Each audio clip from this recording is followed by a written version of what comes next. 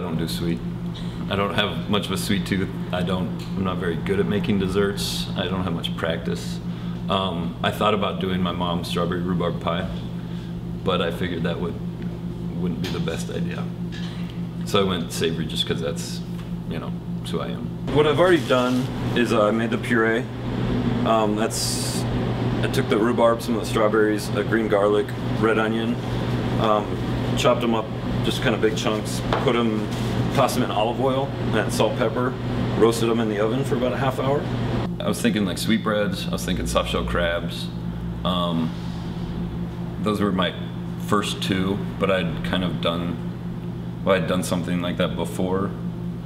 And then I went out to dinner somewhere else the other day and there was soft shell crab and rhubarb, so that kind of crushed that right away. When you're working on a dish, you kind of want to hit on all the different, you know, rhubarb is obviously super tart.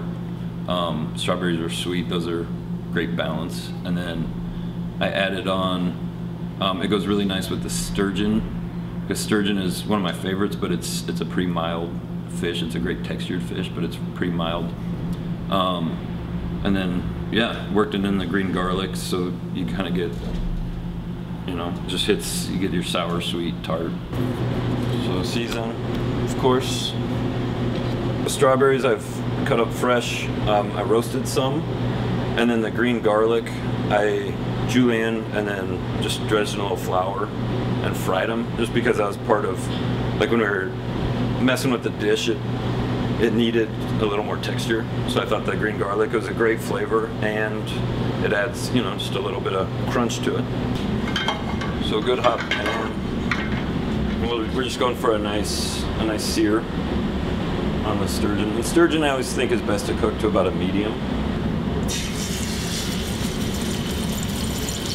It'll take a few minutes, and then I'm going to use the same pan. Once I take the fish out, we'll use the same pan to cook the spinach, just because that's, you know, it's always nice to add flavor wherever you can. We're just going to kind of toss everything together. Strawberries, and that's just going to be the little garnish on top. Everything should be dressed and seasoned. And then, yeah, so you can see when it starts to get white around the edge, then you're just about there.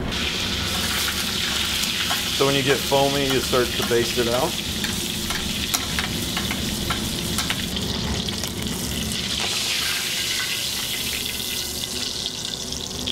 Let that rest for a second. So we'll do the spinach. Again, this is from the market. It's a curly spinach from Nichols Farm. So add a little lemon. And you don't want to totally hammer it. You still want to keep some of the, you know, keep some of the body to it. This is the rhubarb puree.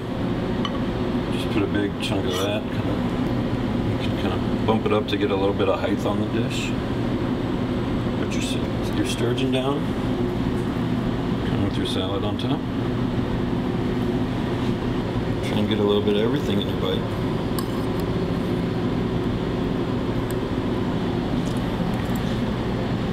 I think it's a fun dish. Like I said, it's a new way. You know, it's a savory dish, which is a nice way to look at.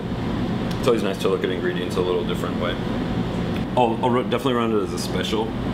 I'm kind of in the middle of reworking the entire menu, so this will actually be good to just kind of have something done and as a special while I'm tweaking everything else. But I might throw it on the menu.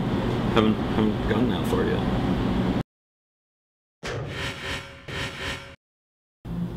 You know, like the swamp, they look like corn dogs. On the very top of them, they bloom this little flower. It's almost a spice, but it tastes like corn on the cob.